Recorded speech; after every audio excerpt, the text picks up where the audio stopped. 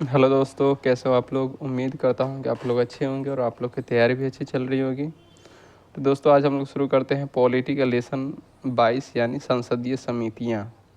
ठीक है, तो इस चैप्टर का क्वेश्चन नंबर फर्स्ट है, भारत में नई संसदीय समिति प्रणाली की शुरुआत कब हुई। तो इसका राइट आंसर हो जाएगा ऑप्शन सी यानी 1991 ईस्वी में। क्वेश्चन नंबर 2 है, भारत में संसदीय समिति प्रणाली की शुरुआत निम्नलिखित में से किसकी सिफारिश पर की गई। तो इसका राइट आंसर हो जाएगा ऑप्शन सी यानी संसद की नियम समिति।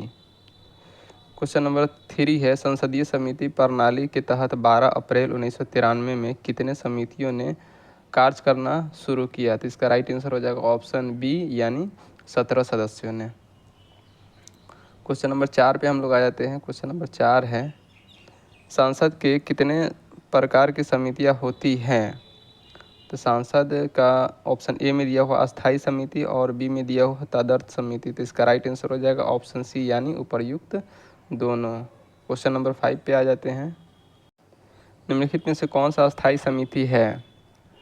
तो इसमें ए में दिया हुआ प्राक्कलन समिति, 2 में बी में है लोक लेखा समिति और 3 में है नियम समिति। तो इसका राइट आंसर हो जाएगा ऑप्शन डी, मतलब 5 का राइट आंसर ऑप्शन डी हो जाएगा, उपर्युक्त सभी। क्वेश्चन नंबर 6, निम्नलिखित में से कौन तदर्थ समिति है। तो 6 का राइट आंसर हो जाएगा ऑप्शन नंबर डी यानी प्रवर समिति है जो तदर्थ समिति है। तो इसका राइट आंसर ऑप्शन डी हो जाएगा। क्वेश्चन नंबर 7 है, किस समिति को अस्थाई मितव्ययता समिति कहा जाता है। तो 7 का राइट आंसर हो जाएगा ऑप्शन नंबर ए, प्राक्कलन समिति को अस्थाई मितव्ययता समिति कहा जाता है। क्वेश्चन नंबर 8 पे हम लोग आ जाते हैं, प्राक्कलन समिति में कितने सदस्य होते हैं। तो 8 का राइट आंसर हो जाएगा ऑप्शन नंबर सी यानी 30 सदस्य होते हैं। क्वेश्चन नंबर हम लोग 9 पे आ जाते हैं। क्वेश्चन नंबर 9 है, 30 सदस्यीय प्राक्कलन समिति संसद के किस सदस्य की समिति है। तो ये लोकसभा की है, इसमें राज्यसभा के सदस्य नहीं होते हैं। तो प्राक्कलन समिति में सिर्फ लोकसभा के ही सदस्य होते हैं। इसका राइट आंसर ऑप्शन ए हो जाएगा। हम लोग आए थे क्वेश्चन नंबर 10 पे, निम्नलिखित में से कौन सी एक सबसे बड़ी संसदीय समिति है। तो 10 का राइट आंसर हो जाएगा ऑप्शन नंबर बी यानी प्राक्कलन समिति, यह सबसे बड़ी संसदीय समिति है। क्वेश्चन नंबर 11, प्राक्कलन समिति का कार्य है। तो 11 का राइट आंसर हो जाएगा ऑप्शन डी यानी बी में दिया हुआ है देश की आर्थिक स्थिति पर संसद में आर्थिक सर्वेक्षण की प्रस्तुत करना। तो ये सही है। सी में है संसद की प्रकालोन या प्रस्तुत करने का प्रारूप के विषय में सिफारिश करना। तो ये भी सही है। ए में दिया हुआ अर्थव्यवस्था के संगठनात्मक एवं प्रशासनिक सुधारों के तरीकों पर प्रतिवेदन करना। तो ये गलत है। तो इसका राइट आंसर बी और सी दोनों हो जाएगा, जो कि ऑप्शन डी में दिया हुआ है। तो इसका राइट आंसर ऑप्शन डी हो जाएगा। क्वेश्चन नंबर 12 है, प्राक्कलन समिति के सदस्य। तो 12 का राइट आंसर हो जाएगा ऑप्शन नंबर बी यानी लोकसभा के सदस्यों में से ही चुने जाते हैं, इसमें राज्यसभा के सदस्य नहीं होते हैं प्राक्कलन समिति में। क्वेश्चन नंबर 13 है, निम्नलिखित में से कौन सी संसदीय समिति में राज्यसभा का कोई सदस्य नहीं होता। तो यह है प्राक्कलन समिति, इसमें राज्यसभा का सदस्य नहीं होता है, जो कि ऑप्शन डी में दिया हुआ है। क्वेश्चन नंबर 14 पे आ जाते हैं, निम्नलिखित में से किस समिति के राज्यसभा के सदस्य नहीं होते हैं। तो राज्यसभा के सदस्य ये प्राक्कलन समिति में नहीं होते, जो कि ऑप्शन सी में दिया हुआ है। तो इसका राइट आंसर ऑप्शन सी हो जाएगा।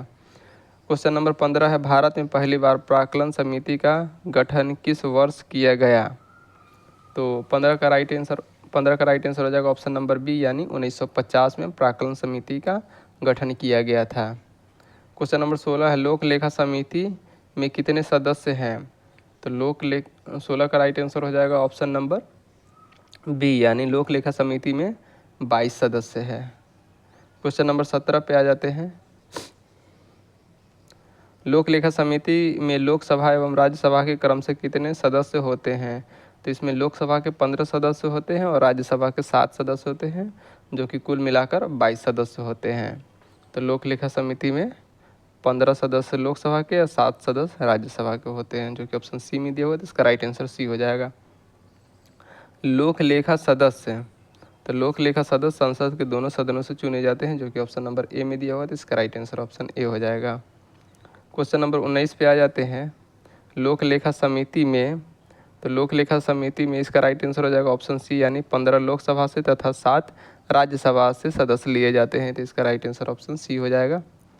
क्वेश्चन नंबर 20 है, भारत के संसदीय समितियों में से निम्न में से कौन सी एक विभागीय व्यय और अनियमितताओं पर निगरानी रखने के लिए रखवाले कुत्ते का कार्य करती है?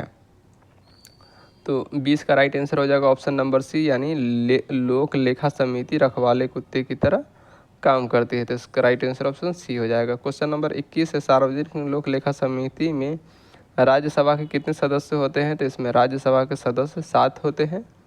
तो इसका राइट आंसर ऑप्शन ए हो जाएगा। हम लोग आए थे क्वेश्चन नंबर 22 पे।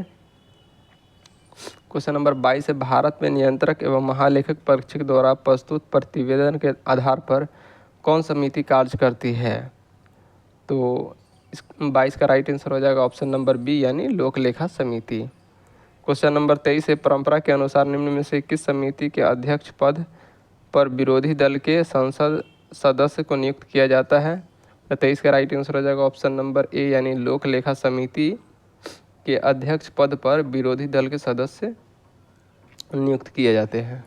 क्वेश्चन नंबर हम लोग आ जाते हैं 24 पे। किस संसदीय समिति को प्राक्कलन समिति की जुड़वा बहन कहा जाता है? तो इसका राइट आंसर हो जाएगा ऑप्शन नंबर डी यानी लोक लेखा समिति को प्राक्कलन समिति का जुड़वा बहन कहा जाता है। क्वेश्चन नंबर 25 है, निम्नलिखित में से वह प्राधिकारी कौन सा है जो भारत की सामयिकित निधि से राज्यों के राजस्व सहायता अनुदान पर लागू होने वाले सिद्धांतों की सिफारिश करता है? तो 25 का राइट आंसर हो जाएगा ऑप्शन नंबर ए यानी लोक लेखा समिति। क्वेश्चन नंबर 26 है, भारत के नियंत्रक महालेखक परीक्षक का ऑडिट रिपोर्ट का परीक्षण करता है? तो ऑडिट रिपोर्ट का परीक्षण कौन करता है? तो ये करता है लोक लेखा समिति, जो कि ऑप्शन नंबर ए में दिया हुआ है।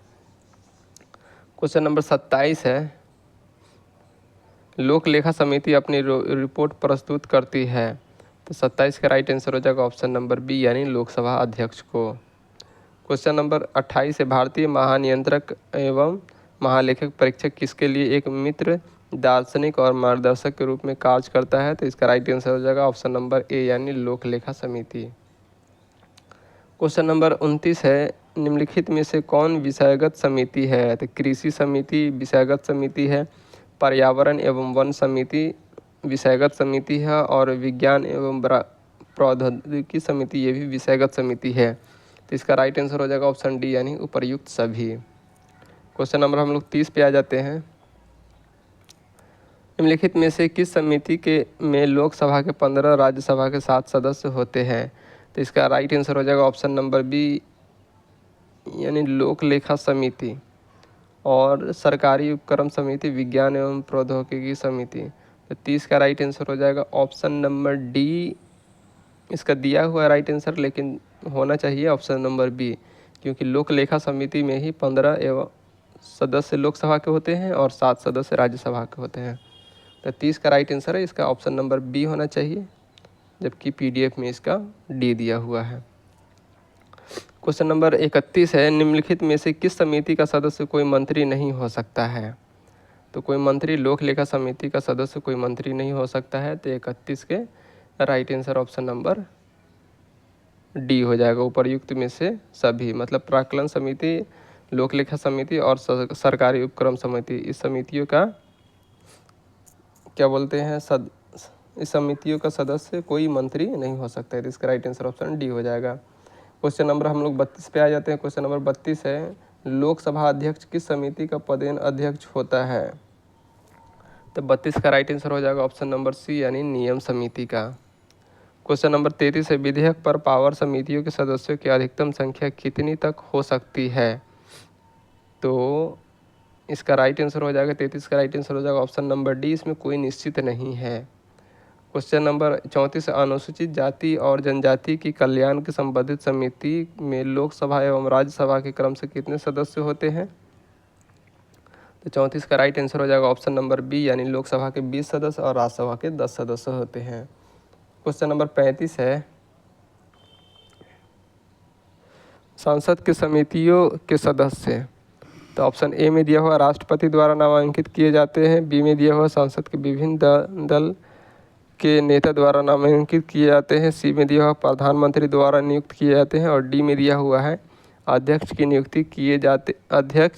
नियुक्त किए जाते हैं अथवा सदन द्वारा अपने सदस्यों के माध्यम निर्वाचन किए जाते हैं। तो 35 का राइट आंसर हो जाएगा option number D. Question number 36 है, निम्नलिखित में से संसदीय समितियों के सदस्यों की नियुक्ति के संबंधित कौन सा कथन सही है?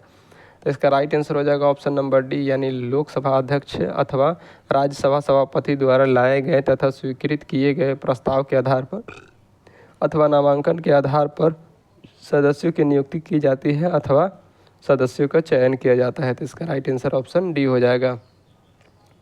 आ जाते हैं हम लोग क्वेश्चन नंबर 37 पे। संसदीय समितियों के गठन का उद्देश्य, तो 37 का राइट आंसर हो जाएगा ऑप्शन डी, यानी विधि निर्माण की प्रक्रिया तेज करना, इसके लिए भी और तकनीकी और उलझे हुए विधेयकों पर विशेष रूप से विचार करना और संसद के सदनों द्वारा विचार करने के पूर्व विधेयक का परीक्षण करना। ठीक है, तो ये सब काम संसदीय समिति का होता है। तो इसका राइट आंसर हो जाएगा ऑप्शन नंबर डी, यानी उपर्युक्त सभी। क्वेश्चन नंबर 38 है, संयुक्त संसदीय समिति में कितने सदस्य होते हैं? तो संयुक्त संसदीय समिति 38 का राइट आंसर हो जाएगा ऑप्शन नंबर डी, यानी 45। क्वेश्चन नंबर 39 है, संयुक्त संसदीय समिति लोकसभा तथा राज्यसभा के सदस्यों की संख्या होती है।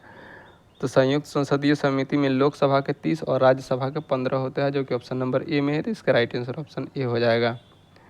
क्वेश्चन नंबर 40 पे हम लोग आ जाते हैं। क्वेश्चन नंबर 40 है, कुल 17 संसदीय समितियों में से कितने समितियों के अध्यक्ष लोकसभा के सदस्य होते हैं? तो इसका राइट आंसर ऑप्शन सी हो जाएगा, यानी 11 समितियों के अध्यक्ष लोकसभा के सदस्य होते हैं। क्वेश्चन नंबर 41 है, संयुक्त प्रवर समिति में कितने सदस्य होते हैं? तो 41 का राइट आंसर हो जाएगा ऑप्शन नंबर सी, यानी 45। क्वेश्चन नंबर 42 है, संयुक्त प्रवर समिति में लोकसभा एवं राज्यसभा के सदस्यों की संख्या क्रमशः कितनी होती है? तो 42 का राइट आंसर हो जाएगा ऑप्शन नंबर ए, लोकसभा के 30 सदस्य होते हैं और राज्यसभा के 15 सदस्य होते हैं। क्वेश्चन नंबर 43 पे आ जाते हैं। क्वेश्चन नंबर 43 है, निम्नलिखित में से कौन समिति विभिन्न विषयों पर चर्चा करने के लिए समय का निर्धारण करती है? तो 43 का राइट आंसर हो जाएगा ऑप्शन नंबर डी, कार्य सलाहकार समिति। हम लोग आए थे क्वेश्चन नंबर 44 पे। निम्नलिखित में से कौन सा सार्वजनिक व्यय पर संसदीय नियंत्रण का अंग नहीं है? तो 44 का राइट आंसर हो जाएगा ऑप्शन नंबर बी, यानी भारत नियंत्रक एवं महालेखक। क्वेश्चन नंबर 45 है, भारत की संसद की वित्तीय समितियां निम्नलिखित में से कौन सी है? तो 45 का राइट आंसर हो जाएगा ऑप्शन नंबर डी, यानी 1, 2, 3 ये तीनों समितियां वित्तीय समितियां हैं। तो इसमें 1 में दिया हुआ लोक लेखा समिति, 2 में दिया हुआ प्राक्कलन समिति और 3 में दिया हुआ लोक उपक्रम समिति। क्वेश्चन नंबर हम लोग 46 पे आ जाते हैं। तो क्वेश्चन नंबर 46 है, इसमें मिलान करना है। तो संसदीय समिति और कार्य, तो प्रवर समिति इसका कार्य है वित्त की समीक्षा करना तथा परिवर्तन का सुझाव देना। तो ए का 2 हो जाएगा। बी का है लोक लेखा समिति। लोक लेखा समिति का कार्य होता है सरकारी पैसा सही ढंग से खर्चा हुआ है या नहीं इसकी परीक्षण करना। तो बी का 3 हो जाएगा। और सी का है प्राक्कलन समिति। प्राक्कलन समिति का कार्य होता है बजट में विभागीय व्यय की जांच करना। तो सी का 1 हो जाएगा। तो इस तरह से दोस्तों हम लोग का ए का 2 हो जाएगा, बी का 3, सी का 1, जो कि ऑप्शन नंबर डी में दिया हुआ है। तो इसका राइट आंसर ऑप्शन डी हो जाएगा। तो इस तरह से दोस्तों हम लोग का ये चैप्टर कंप्लीट होता है। अगर वीडियो अच्छी लग रही है तो लाइक कीजिए, शेयर कीजिए। अगर सब्सक्राइब नहीं किए हैं तो सब्सक्राइब भी कर लीजिए। धन्यवाद।